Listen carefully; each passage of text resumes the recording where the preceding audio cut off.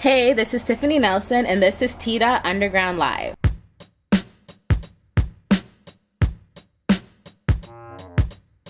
Hey y'all, it's your girl Cookie Mango Noe. Did you know that this webisode is brought to you by TDIZZLE Production? If you have a CanCon project and are looking to make a really good impression, go to tdizzle.ca and turn the possibilities of making your vision a masterpiece. Hey guys, it's Tiffany here, and I'm here at Tdotunderground Live. We have Louis March with us today.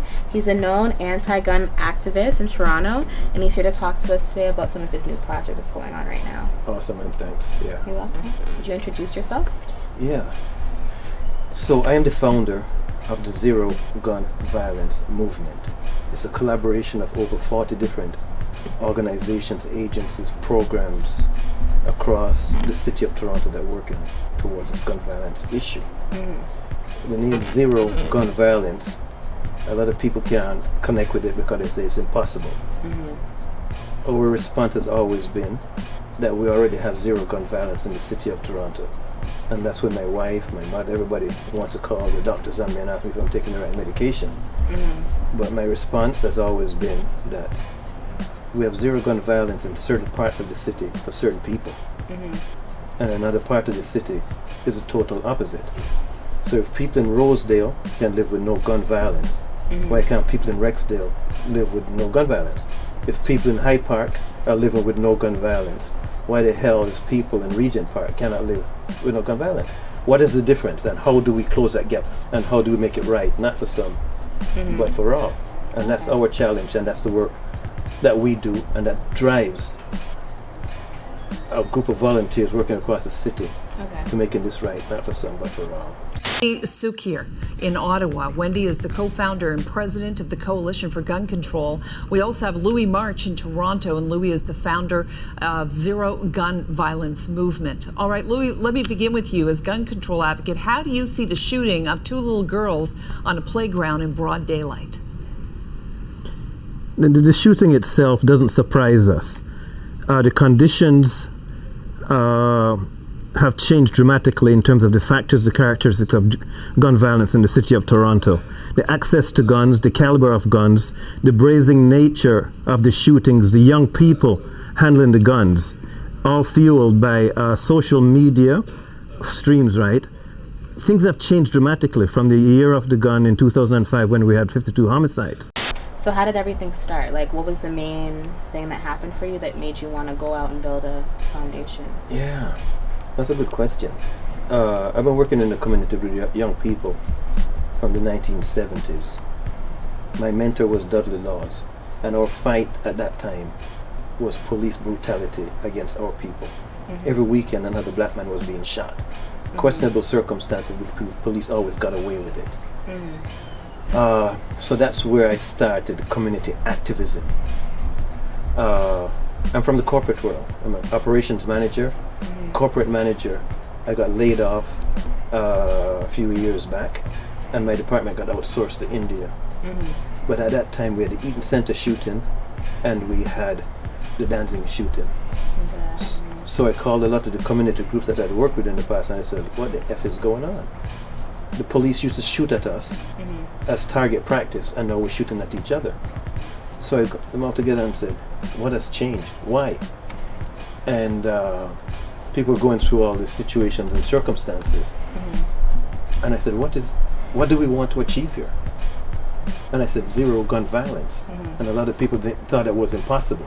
But when I phrased it the way I just did, that we already have it in the city only for certain people, and we said, hell no. No. We're not going to accept that status quo, right? What are we going to do to change it?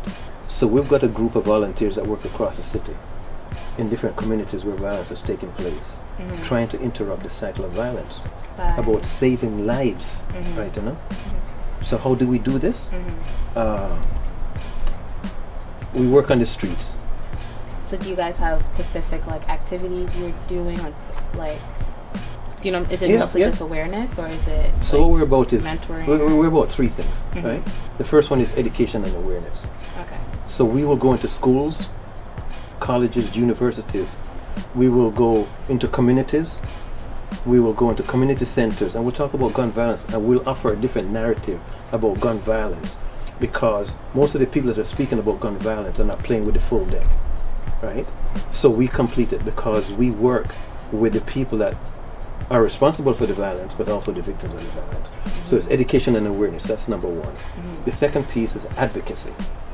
How do we get government to change their policies, their funding models, to ensure that it's addressing the root causes of gun violence? So we've been to Ottawa, we've been to Queen's Park, we've been to City Hall, advocating for change, right? Because we're not happy with what's going on. And then the last piece is engagement. We work with the population that is responsible for the violence, but also the victims, right? And we bring them to the table. And we say, what can we do? I listen to them. But we also engage academics.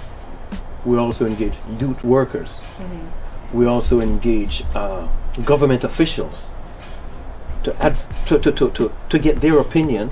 These are people that normally no one listens to, right? So we bring their voice to life. So education and awareness, advocacy and engagement, simply what we do. So how do we do this? We do it through programs. We never do a program by ourselves. You'll never see Zero Gun Violence Movement doing a program by itself. We work with the people in the community to do programming that is sensitive to that particular community, because what works in one community might not work in another community. So basically we're not accepting the status quo. We will challenge all the key stakeholders that are not doing what they're supposed to do. It has to happen because it's the result of many things that were effed off in previous years. When you ignore, deny, abuse, right, neglect people, they're not going to walk around with a smile on their face and shake your hands, right? If they can't find opportunity in society to be themselves in a positive way, they will find other ways to express themselves. So are you saying that because of like the neglect, like that's the main cause of gun violence? No, there's other causes. Some of them are social, some of them are choices you make. Some of them are based on government decisions or lack of decisions. Education. Like we're putting people out into the streets with a grade 8 diploma or a high school diploma that can't read or write. Right? They say either I'm going to make good money today or bad money tomorrow. Because they have to survive, they have to pay bills. Right? So what are they going to do when their friends, their associates, their peers are making money from doing activity that we think is antisocial, but for them it's survival? So when they pick up a gun, right, are we surprised? When they pull the trigger, are we surprised? Because for them, that's the only ticket that they have. That's the only card they have to play. It's like me and you playing cards, right? You got 52 cards in your deck and I've only got 2. Am I going to be smiling with you and playing by the rules? Hell no. I'm going to set up my own rules because I want your cards. For instance, like you said that, you know, you were working with some people that have actually been there, like they've committed gun violence. Or, you know, you've worked with all kinds of people. You understand the victim point of view. You understand the not the perpetrator, but the person that did the crime as well. You know what I'm saying? So you understand the criminal as much as the victim, right? Cool. So would you say that you have any difficulties working, like mixing people like that together in your foundation? Would you say? That's another good question, because let's work with the victims of crime. The ones that have lost their children to gun violence. Yeah, not to work with a gun. It's difficult because within that whole group, was my son involved or was he not involved? Was he innocent, right? Was my situation solved or not solved? So your son was involved in my son's murder, right? So all of those things come into play. But then on the other side, you have the people that were responsible. They've done their crime, done their time, and they want to get their life back together. They want to move on. But they cannot move on because this history follows them. Right? Their history follows them. But they've done their crime, they've done their time, they want to get on with their life. So we're trying to give them an avenue, an opportunity to help influence the young ones coming up. Of course, yeah. So that they can stay away from it. Right? But at the same time, they're still trying to get their shit together. Right? So it's a juggling act. But at the end of the day, right, if we don't try this, it's not going to work. Well, of course, but if we want people to solve this issue, These are the people that I'd rather listen to. The government that's making decisions on behalf of these kids, right, and are clueless. The police are clueless. They're always chasing bullets. The government, the politicians are always chasing votes. We're about saving these kids' lives. Where do you see yourself, let's say 10 years from now, with your whole entire, like if within 10 years, you know what I mean, after you've done all the work you've been doing, you know, you said you have a little bit of difficulties here, but obviously you can move past that and get it all done. Like, do you think that within the next 10 years, like, policies will change, a lot of your stuff will evolve? Yeah. We started out Zero Gun Violence Movement as a 90-day summer campaign. We figured we could fix this in 90 days in the summer. And we realized that we couldn't. So that's why 5 years later we're still doing this work. 10 years down the line we're going to continue doing it. Because zero gun violence is not, there's not no light switch. There's no silver bullet that is going to make it happen. From when you first started till now, there was like a lot of growth, no? Or? Yes, in terms of the work we do. Even the advocacy piece now has grown. We were in Ottawa twice in the last 6 months advocating for change on the federal level, right? We did 2 presentations, one to the Board of Health in Toronto, saying that community violence is a social determinant of a person's ability to live a healthy life, which they ignored for how long. They have finally accepted that it is. So now they're going to have to incorporate community violence into their day-to-day operations and how it affects people's ability to achieve their maximum. We also did a presentation to the Toronto District School Board, right? And we said, look, when somebody lives in violence and it's normalized in their lives, and they come to school and they're not learning the way you want them to learn, the solution is not to kick them out of school, it's to understand their circumstance. So we've been able to advocate for change at those institutional levels. That's great. And that's the important thing for us, because now they can't just kick Johnny out of school because he's not learning.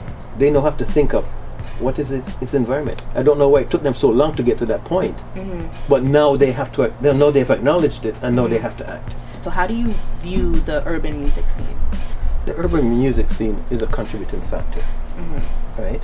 Not 100%, but it's a factor, as there are 15 other factors that contributed. Social media, urban music, it glorifies a lifestyle that is not real, right? And when these kids get involved and realize that it's not getting where they intended to go, what do they have to fall back on? I grew up with music, reggae music that says, get up, stand up for your rights, right, you know? It was about social upliftment, right? But maybe he was rapping about his experience, and now these rappers are rapping about their Of course they are. Right? So we have to change the environment. Nobody's born with a gun in their hand that says, guess what, I want to be a gang leader, I want to be a drug dealer. We put them in environments where this is the result of it. And then we are surprised when something violent happens, right? So yeah, they're talking about their real experiences, their life experiences. Of course they are, right? But then sometimes you have the presentation of a lifestyle with the bling and everything, which is not real for everybody. Some people will make it, but the majority will not. And what do they fall back on? So how do we provide support? How do we interrupt this? Right? Because you can't take the music away from them. I feel but we have to complement it with something else. Okay.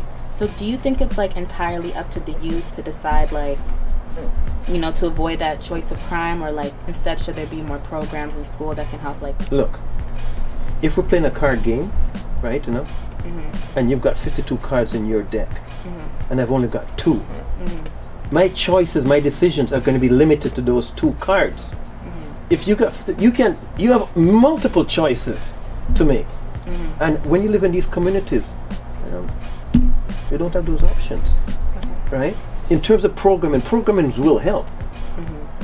But what we're finding is that the communities are not underserved with programs.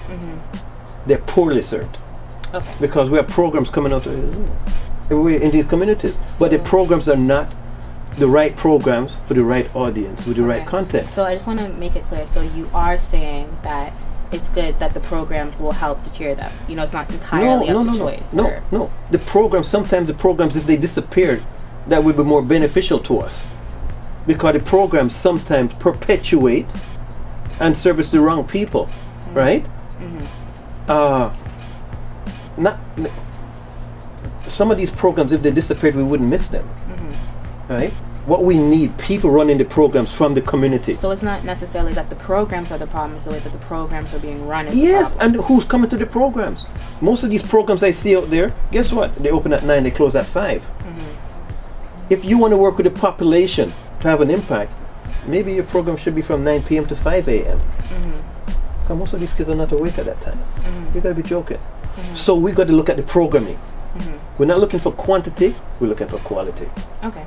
Right? And sometimes it means engaging the people in the community to set up the program and run the program. You can't parachute somebody in from another community that knows nothing about violence. So, okay, so it looks like you're just saying that basically in order for it to be better, right, there needs to be like someone in the community that's going to run the programs up to standard, and then that'll help deter youth from like the majority of them taking that lifestyle, right? Look, the first word in community safety is community.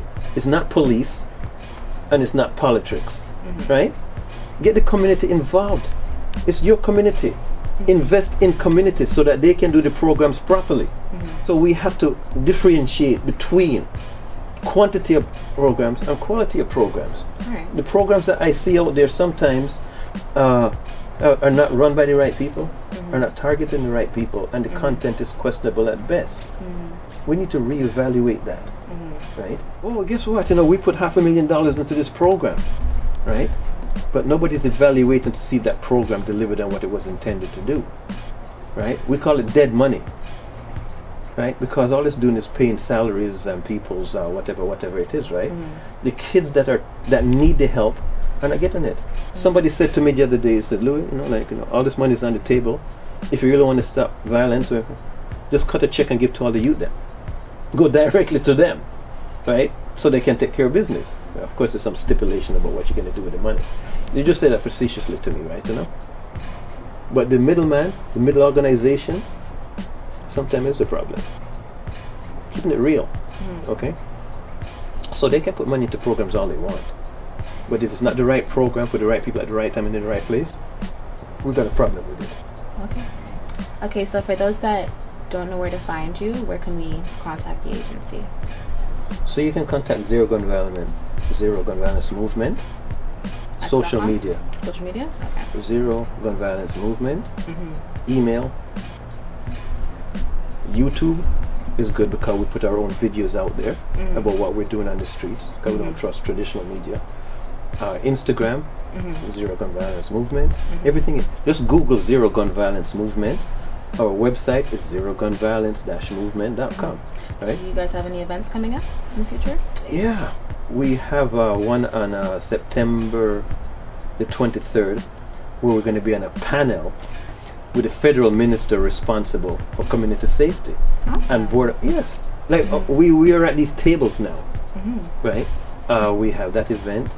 I was with some young people in Falstaff Community Center just this last week, and they want to do a community event, youth-driven, to bring attention to what's going on and what needs to be done. That's that out here. Because a lot of people come into the community and say, "What do you want?" and they do something totally different, right? They want to make sure that their message is loud and clear. So we have that event going on. We're working on a forum where we bring all the key stakeholders to the table. So whether it's music, whether it's social media, whether it's police, whether it's corrections, whether it's employers, right? Whether it's educators, family, parents, victims of crime, we want them all at the table at the same time. And say, hold on a second, this thing is getting bad. What is going on in your particular arena, right? And how can we come together to fix this? Because the police alone can't fix this. Government alone cannot fix this. Media alone cannot fix this, right? There's no one silver bullet. So that's an event you have coming up that you're gonna get. We're working on it right now. You're working on it with York University to put it together. That's awesome. Well, it's nice to hear that you guys are going to, linking up with other organizations. You're getting your things together. Really happy to hear that. Yeah. It was great speaking with you today. This is Tiffany at Tdotunderground Live. This is Louis March with Zero Gun Violence, and we'll see you next time. Hey guys, well that's another episode of Underground Live. Make sure to check out our website at t.underground.ca. As well, if you're on YouTube, check us out at t.underground. We're also on Instagram at 416rep. You can also follow me on Instagram at Tiffany Nelson with a double N at the end. Alright everyone, peace out, and remember to tag No Break from Toronto.